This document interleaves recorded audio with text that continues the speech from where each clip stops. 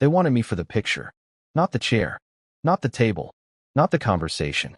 Just the picture. Sit up, Grandpa. Smile wider. No, like really smile. Show your teeth.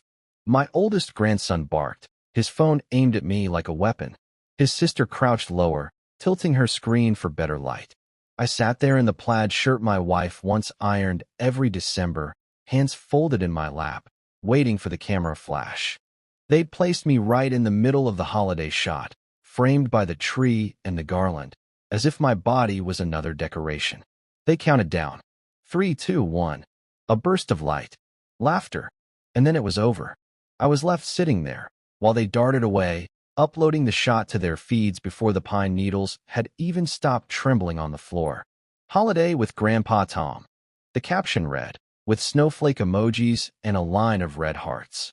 But none of them looked at me again. The house was loud, too loud. Someone cranked the music up, a remix of Jingle Bell Rock. Glasses clinked, chairs scraped. I could smell the turkey in the kitchen, but no plate ever made its way to my hands.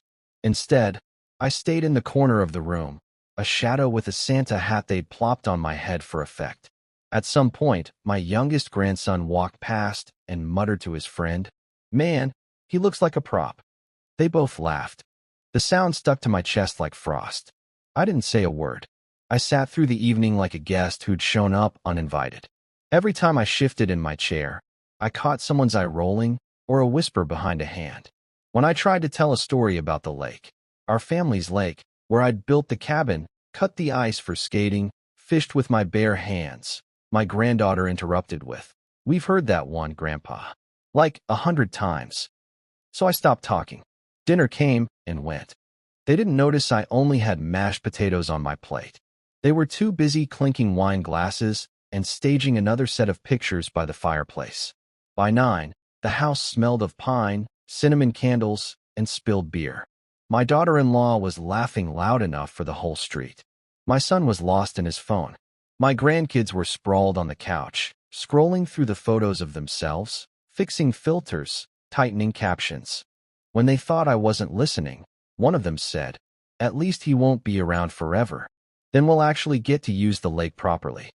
The words hung in the air like icicles waiting to fall. I tightened my grip on the armrest of my chair. No one noticed. Later, when I stood to leave, no one walked me to the door.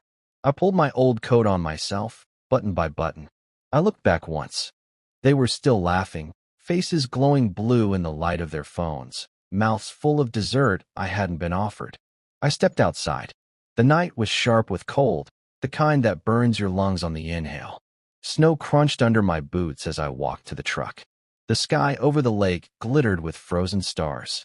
That lake, mine, lay dark and solid in the distance. I thought of how I had bought it 40 years ago, when my back was strong and my hands knew only work. I thought of all the winters I'd kept it safe, plowing paths to the cabin, building bonfires by the ice, teaching my boy to fish in the freezing dawn.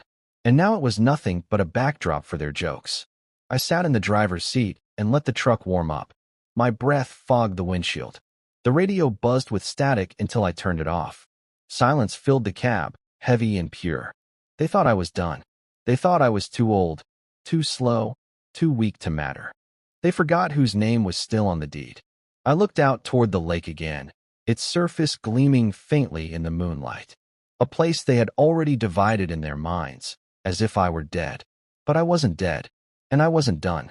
I pulled my gloves tighter, shifted the truck into gear, and drove down the long dirt road toward the cabin. Every tree on that road had a story, planted, cut, or scarred by my own hand. Every bend carried my sweat, my hours, my years. They thought they owned me. They forgot what I owned. By the time I reached the cabin, the plan had started to form. Cold, sharp, deliberate. When I opened the old desk drawer and felt the lease documents under my hand, I almost smiled. Let them laugh now. The winter ahead would wipe the smiles clean off their faces. The papers were still there, folded, yellowed, edges fraying like the cuffs of my old work shirts. I had tucked them away years ago, thinking maybe one day I'd need them. That day had arrived. I set them on the desk under the lamp. The light hummed faintly, flickering across the words. Lease agreement. renewal options, rights of use. My name, bold and inked, stood on every page. Mine, not theirs. I traced my finger along the clause I remembered best. Owner reserves the right to sublease property for commercial purposes without prior approval of heirs or dependents. Heirs or dependents, fancy lawyer talk for family. The ones who thought they already had the lake in their pockets. I leaned back in the chair, the wood creaking under me. Outside, the wind moaned through the pines. I listened to it the way you listen to a warning and a promise at once. The grandkids thought they were clever, plastering their faces online with captions about family traditions. But family tradition doesn't mean much when you're just a prop in the picture. I still hadn't eaten since that plate of cold potatoes. My stomach growled. I opened the cabinet, found an old tin of beans, and heated it on the stove. The smell filled the cabin, simple, grounding. Each bite was fuel.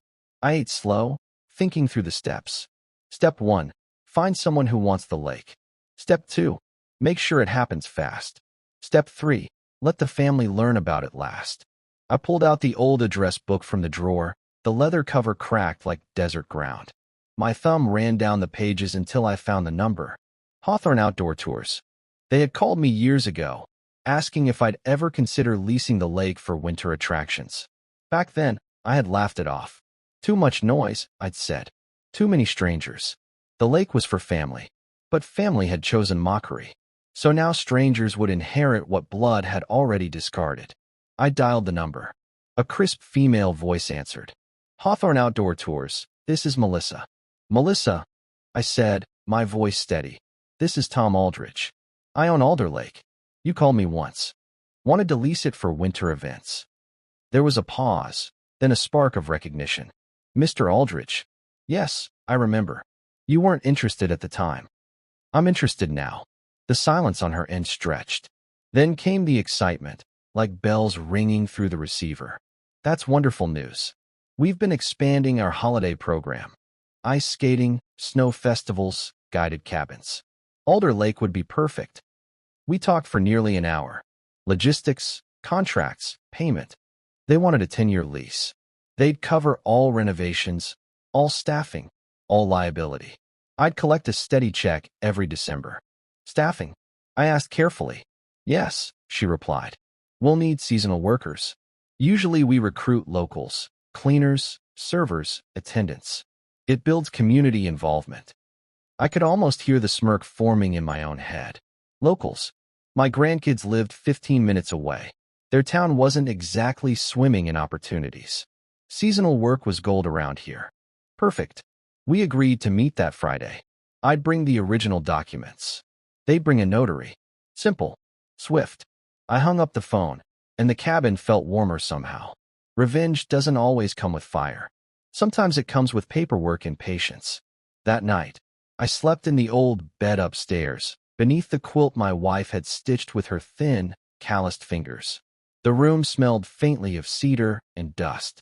I dreamed of laughter, not the cruel kind, but the honest kind we once shared by the lake when my son was still a boy who looked up to me. I woke with my jaw clenched. That boy was gone. All that remained was a man who let his children treat me like trash.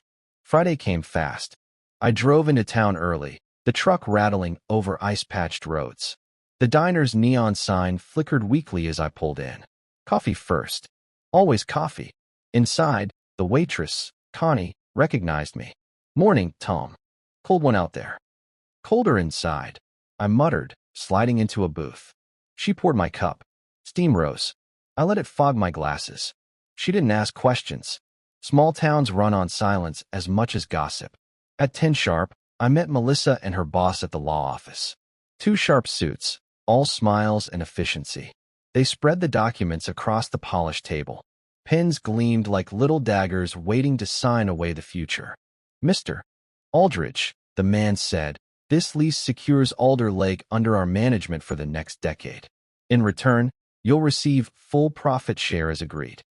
I signed slowly, deliberately. Each stroke of ink felt like carving initials into stone. When it was done, Melissa shook my hand. We'll move fast. Construction starts next week. By December, Alder Lake will be our crown jewel. I nodded once. Just make sure the locals get first crack at the jobs. Of course, she said. By the time I stepped back outside, snow was falling. Fat, heavy flakes that clung to my coat and beard. The town looked different. Cleaner. Sharper.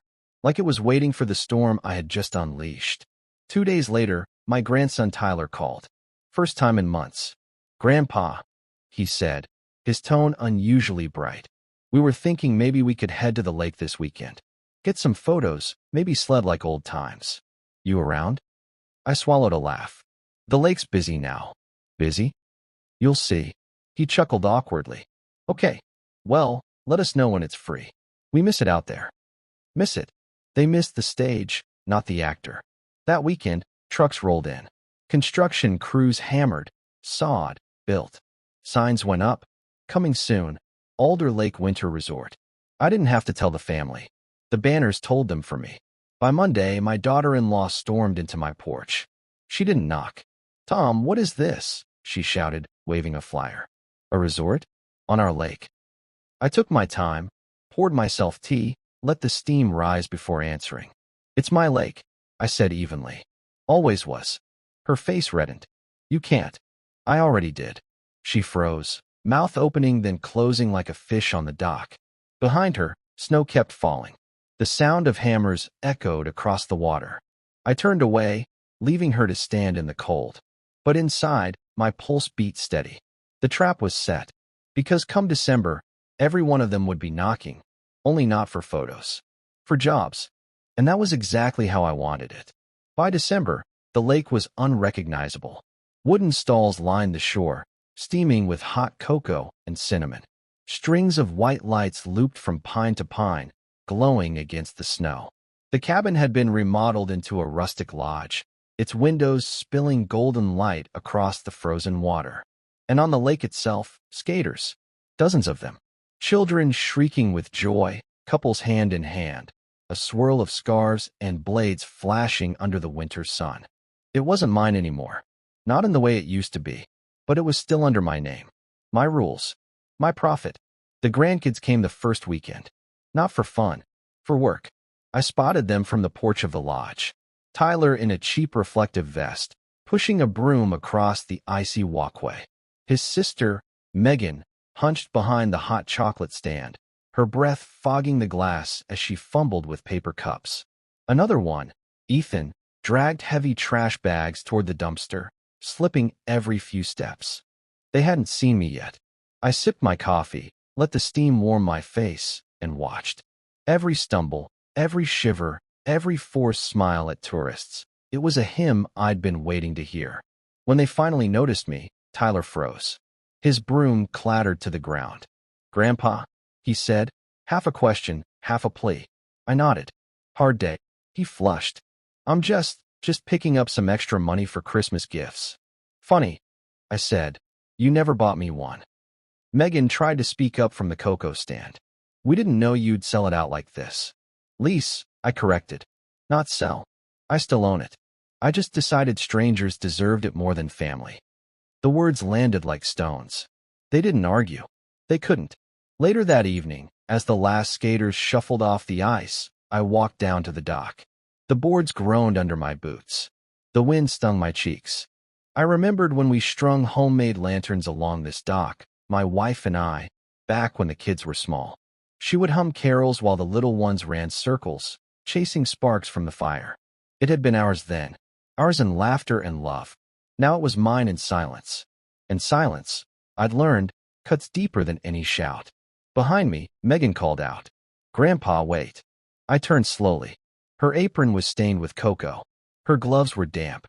Her eyes darted to the snow. "We didn't mean to. Back at Christmas, when she trailed off. "When you laughed at me?" She winced. "We were joking." I stepped closer. "You used me for photos. Then you forgot me. That wasn't a joke." She swallowed hard. We didn't think you cared." I let the silence hang between us until her eyes dropped. Then I turned away. The next week, the resort grew busier. Families poured in from neighboring towns. Cars lined the road, headlights flickering like a parade. The lodge filled with laughter, music, the clatter of mugs. And every time I came, I saw them. My grandkids, bent and tired, scrubbing floors, hauling wood, wiping tables for strangers. It wasn't cruelty. It was consequence. One afternoon, I caught Ethan behind the lodge, kicking at the snow. His hands were raw from hauling trash. "You think this is funny?" he snapped when he saw me. "No," I said simply. "I think it's fair. You're punishing us." I met his glare. "No, I'm reminding you." "Reminding us of what?" I leaned closer, my breath white in the cold. "That the man you mocked still holds the keys to everything you thought you owned." He didn't reply, just looked at the ground, his jaw trembling. The tourists didn't see the shame. They only saw smiling attendants, cheerful cocoa sellers, diligent cleaners. But I saw it. I drank it in. Each paycheck they earned came from the very place they had dismissed as worthless, boring, old. My lake, my decision, my silence, sharpened into power. On Christmas Eve, I sat in the lodge by the fire. The room glowed red and gold. The smell of pine and smoke filled the air. The grandkids passed through one by one, carrying trays, wiping tables, shoveling snow tracked in by boots. None of them met my eyes. And for the first time in years, I felt full. Not from the food, but from the justice humming in the walls. As midnight approached, Melissa from Hawthorne Tours came to sit beside me. "The resort's a hit, Mr. Aldrich. Next year we'll double capacity. And the workers, locals, family, they've been reliable." "Good," I said, staring into the fire. She hesitated. "But some of them, they seem resentful." I let out a short laugh. "Resentment means they're still learning." I left the lodge just after midnight. The lake shimmered under the moonlight, silent now except for the groan of ice shifting beneath its own weight. I stood at the edge, boots crunching on snow, and whispered to the water, "You're mine, still mine. And now so are they." The wind carried the words away, but I knew the ice kept them. Behind me, I heard footsteps crunching fast, urgent. "Grandpa," Tyler's voice, strained. He was running toward me, face pale, breath ragged in the cold. Something had happened inside the lodge. Something that would change everything. "Grandpa," Tyler's breath came out in gasps as he stumbled through the snow. His boots slipped on the ice-crusted path, but he didn't stop until he grabbed my sleeve. "It's Megan," he said, panting. She's inside. You need to come." I followed, my pulse steady but sharp. Inside the lodge, the fire roared, shadows bending along the timber walls. Tourists had gone home, but the staff lingered, sweeping, stacking chairs, laughing in small tired groups. And in the corner, Megan. She sat at a table, face pale, hands trembling. In front of her lay an open folder, its pages spread wide. Legal papers. My papers. I recognized the watermark instantly. Hawthorne's seal. "What is this?" I asked, my voice like ice. She flinched. "It's not what it looks like." "It looks like my lease agreement," I said, stepping closer. "And it looks like you're reading something you shouldn't be." Ethan appeared from behind the bar, his arms crossed tight. "She wasn't snooping, Grandpa. She found it. Somebody left it here." "Somebody?" I repeated, my eyes narrowing. He shifted uncomfortably. "We just wanted to understand. To know why you do this to us." "To you?" I barked out a bitter laugh. "I didn't do this to you. I did it because of you." Megan's eyes glistened. "You could have just told us. Instead, you made us clean up after strangers while you—" "While I what?" I snapped. "While I reminded you who paid for every plank of that dock, every nail in this cabin. You used me for pictures, then tossed me aside like dust.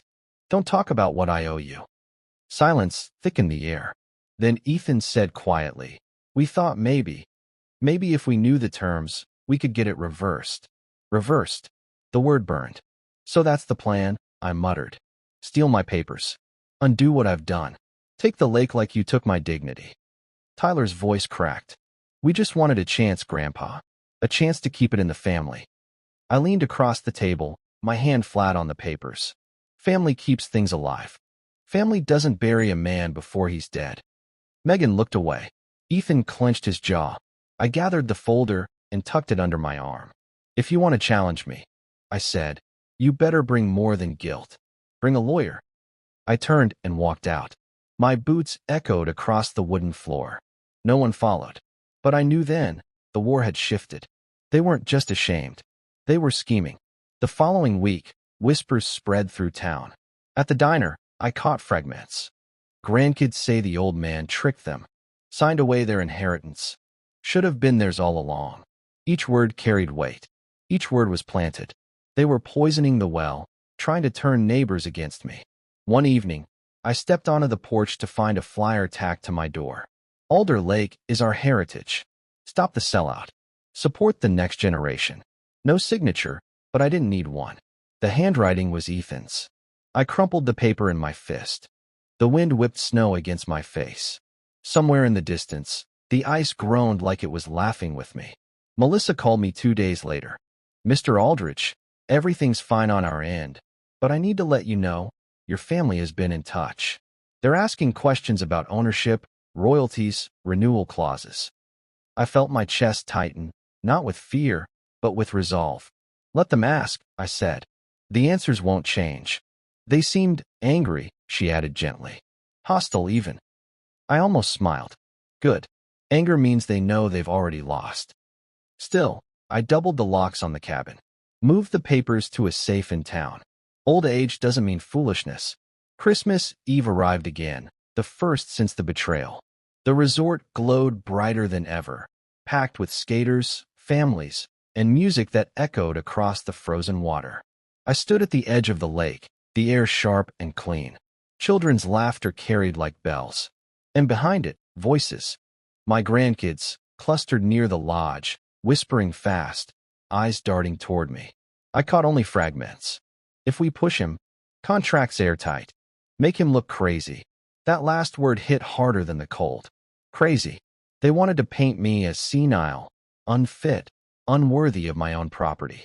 I turned and walked toward them, boots crunching on snow. Their conversation died instantly. Enjoying yourselves? I asked, my voice calm but edged. No one answered.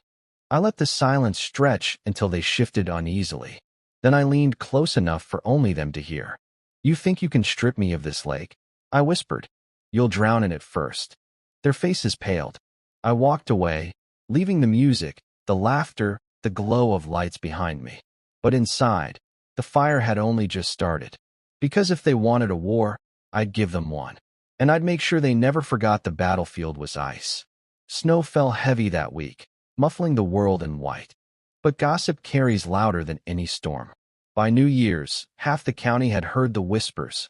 Old man Aldrich had lost his mind, signed away the lake to strangers, cheated his own blood. I knew whose tongues carried that fire. Ethan mostly.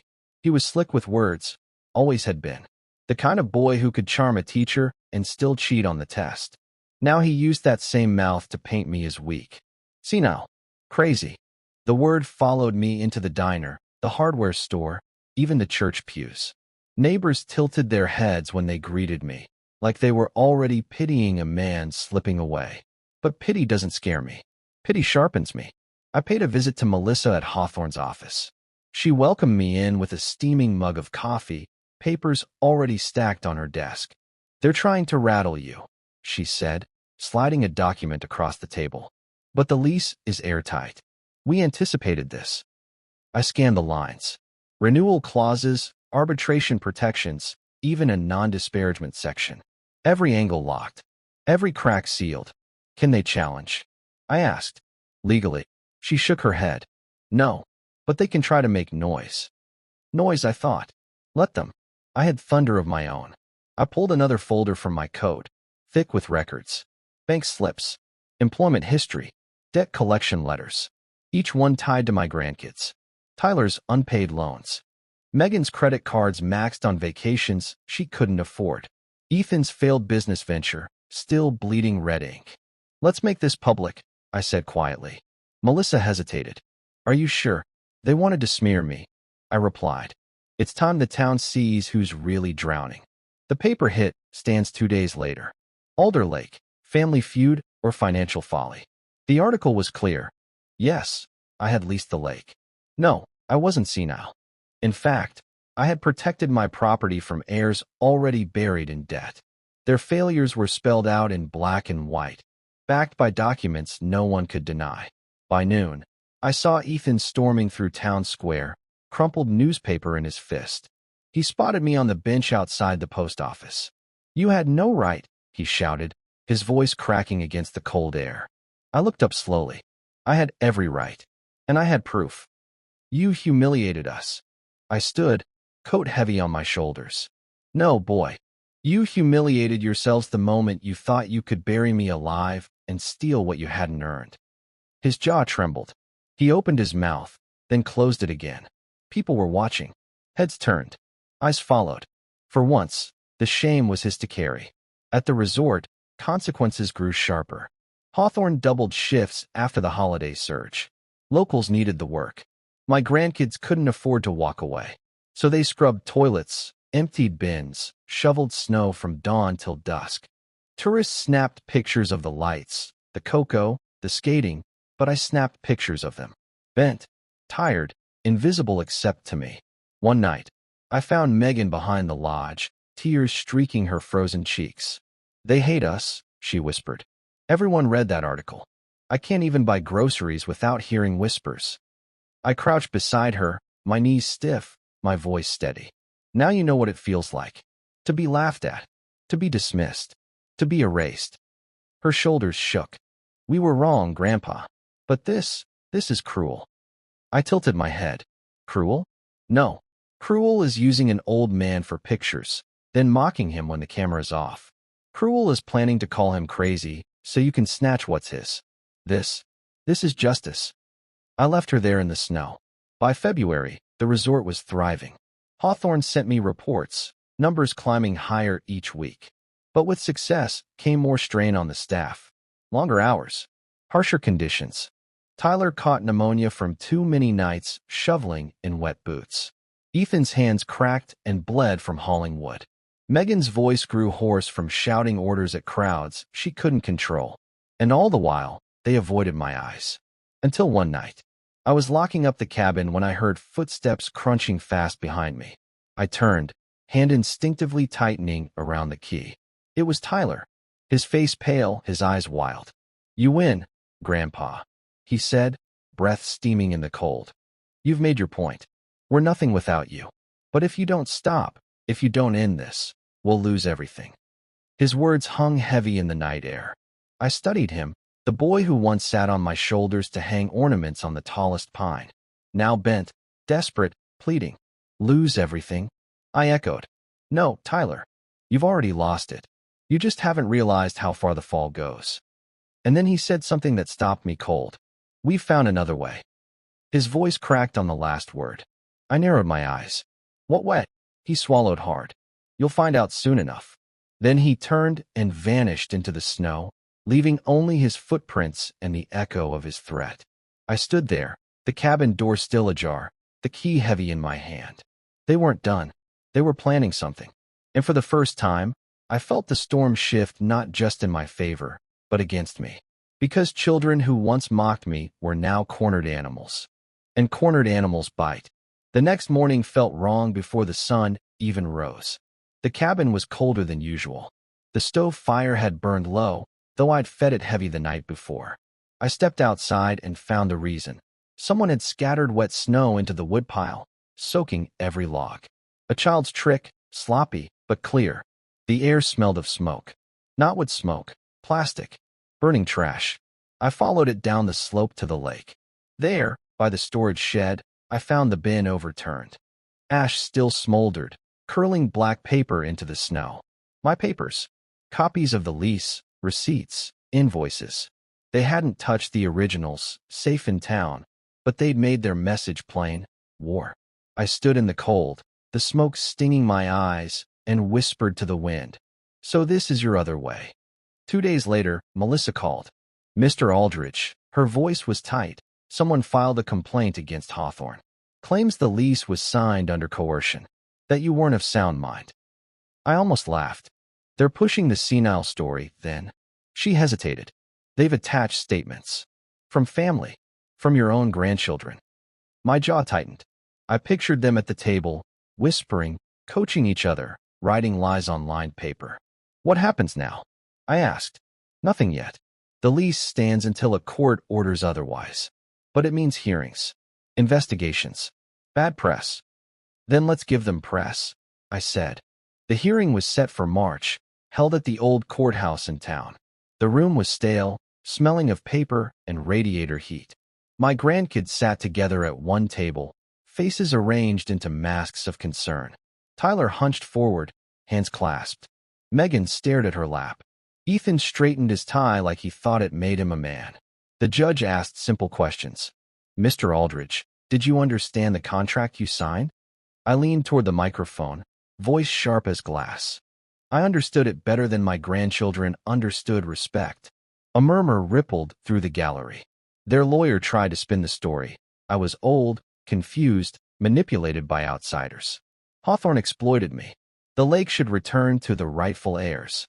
When it was my turn, I opened the folder I'd brought. One by one, I laid out documents. My signature on every page. Bank records proving deposits. Medical letters clearing my mind sharp as ever. Then, the photographs. I'd taken them all winter, my grandkids in uniforms, scrubbing floors, shoveling snow, selling cocoa to strangers. I held them up one by one. Does this look like coercion? I asked. Or does it look like consequence? The silence in the room was thick enough to choke on. The judge tapped his pen.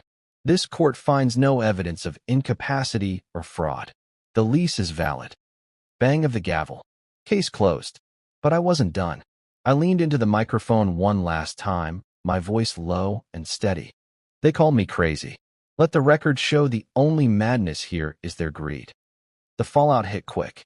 By the next morning, the town paper ran the headline.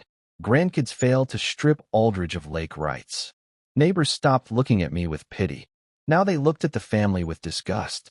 At the resort, the whispers turned sharp. Locals who once pitted my grandkids now eyed them with contempt. That's the boy who tried to call his grandpa senile. Shameful. Wouldn't let him keep a dime if it were mine. The humiliation spread faster than the snowmelt. One evening, Megan cornered me behind the lodge.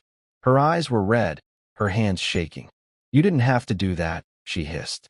Yes, I said. I did. You've ruined us. I leaned close enough that my breath fogged her cheek. No, Megan.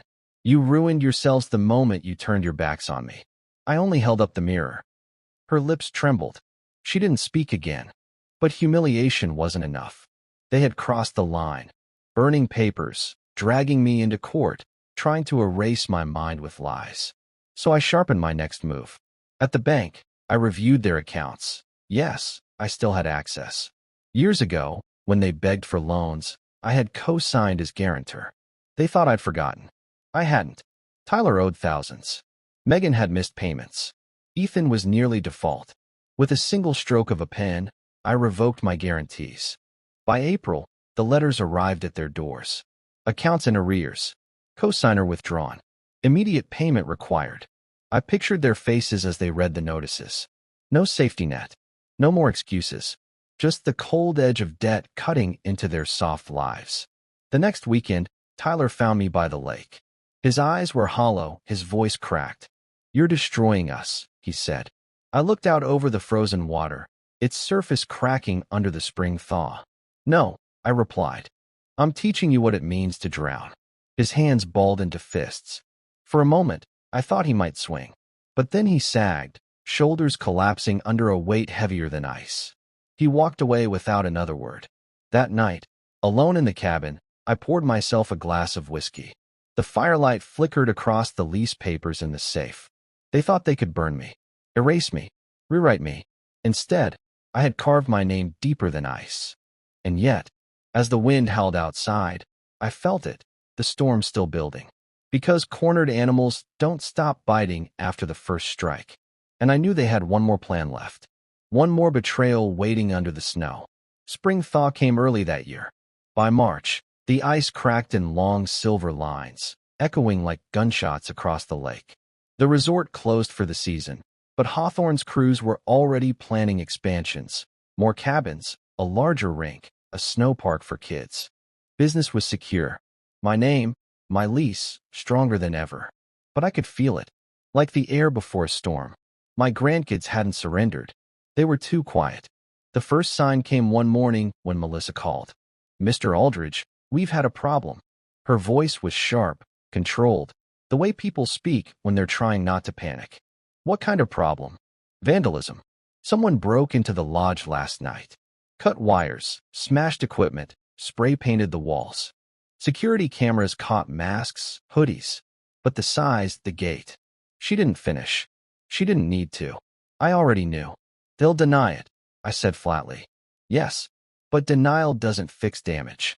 And we can't operate with sabotage hanging over us. I stared out the cabin window, the lake shimmering with cracks, the forest still bare. My blood felt hot, boiling against the cold air. They had moved from words to war. That evening, I drove into town, parked across from Ethan's house. Lights burned in the living room. Through the window, I saw him pacing, his hands slicing the air as he argued with Tyler. Megan sat slumped on the couch, arms wrapped tight around herself. I could almost hear them. We'll get the lake back. We'll ruin the contract. We'll make him pay. They hadn't noticed me outside, a shadow in the truck, watching. I let them scheme, because I had already moved my pieces. The next day, I visited Sheriff Nolan, a man I'd fished with in my younger days, back when he was just a deputy with holes in his boots. I want to file a report, I said, handing him photos. Vandalized walls. Cut wires. Smashed heaters. He raised an eyebrow. You're saying it was family? I'm saying whoever it was left footprints in the snow, I replied. Size 10s, same tread as Ethan's boots. And I'm saying I want this on record. He sighed. Tom, this could ruin them. I met his gaze. They already ruined themselves. I'm just giving the ruin a name. He didn't argue. He just filled out the form. The story broke within a week. Resort sabotaged. Family feud deepens. The town clucked their tongues. Neighbors whispered. And my grandkids' names weren't just whispered anymore. They were printed. Police reports. Allegations. The shame no longer local, but public. Tyler stormed into the cabin that night, his face red, his voice shaking. You turned the sheriff against us. I stood from my chair slowly. No. You turned yourselves against me. I just let the world watch. He slammed his fist on the table. We're family. Family doesn't try to burn what one man built, I said. His hand trembled. For a moment, I thought he'd strike me. But he didn't. He just spat out. We'll find a way. You can't stop us. Then he left, the door rattling on its hinges. 2 nights later, I caught them myself. The moon was high, silvering the lake. I'd gone out to check the shed, a lantern in my hand. And there they were, Ethan and Megan, crouched near the generator, tools glinting. I didn't shout. I didn't run. I just let the lantern light fall across their faces. They froze. Grandpa, Megan whispered, her voice small. I stepped closer, each boot crunching slow in the snow. Is this your other way? Ethan straightened, jaw clenched. You left us no choice. No choice. I echoed. You had every choice. You chose mockery. You chose greed. And now you choose crime. He lifted the wrench like a weapon. His hand shook. For a heartbeat, the air held still. Then I said it, low and cold. Swing it, boy. Go on. Make your final choice. The wrench clattered into the snow. His shoulders sagged. Megan burst into tears. I knelt, picked up the wrench, and studied its weight. You think you can scare me into surrender? You forget. I've already lived more years than you've dreamed. I've buried people I loved. I've built with these hands until the skin split. What do you think you can take from me that hasn't already been taken? They didn't answer. I tossed the wrench back into the snow, turned my back, and walked toward the cabin. You're done here, I called over my shoulder. Next time, it won't be me you answer to. It'll be the law. But the law wasn't the only card I had left. The next morning, I met with Hawthorne. Quietly. No publicity. Just papers, contracts, signatures. When I left, the future was sealed. The resort would expand. Not for strangers only. Not for tourists only. But for workers bound by contract, locals prioritized. Every winter, jobs guaranteed. And guess whose names I slipped onto the list of mandatory hires? Tyler, Ethan, Megan. Season after season, year after year, tied to the lake they tried to steal. Not owners. Not heirs.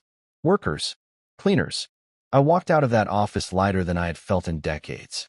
That night, I poured a glass of whiskey, sat by the fire, and listened to the ice groan one last time before the thaw.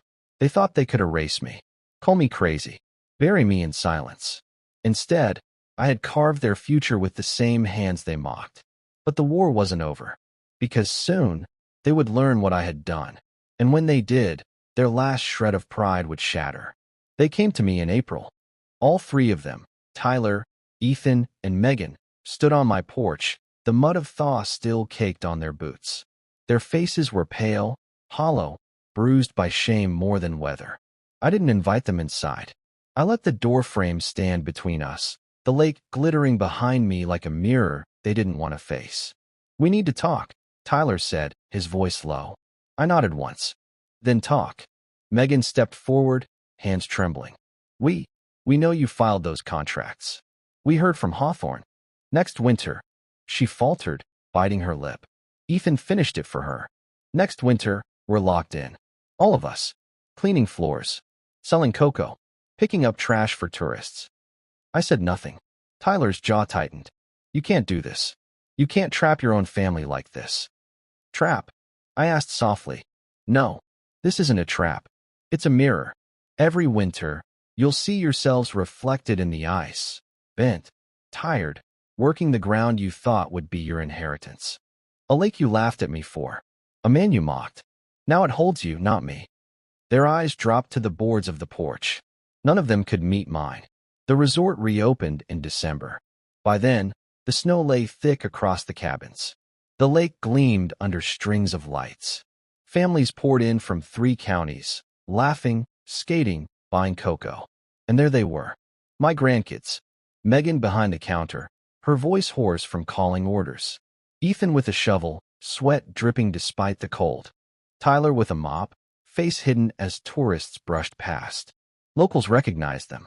Some smirked. Some whispered. A few even spat at the ground when they passed. But none of them pitied. Because pity belongs to the fooled. And everyone knew now who had played the fool. One evening, I sat in the lodge by the fire, sipping coffee. The room glowed with pine and cinnamon, laughter rolling off the walls. Tyler approached, mop still in hand, his shoulders slumped. He sat across from me without asking, eyes burning. "Why?" he whispered. I set my cup down slowly. "Because you wanted me gone. Because you called me crazy. Because you used me for photos and threw me out of my own story. And because you thought I would stay quiet." He swallowed hard. "We were stupid. We were cruel.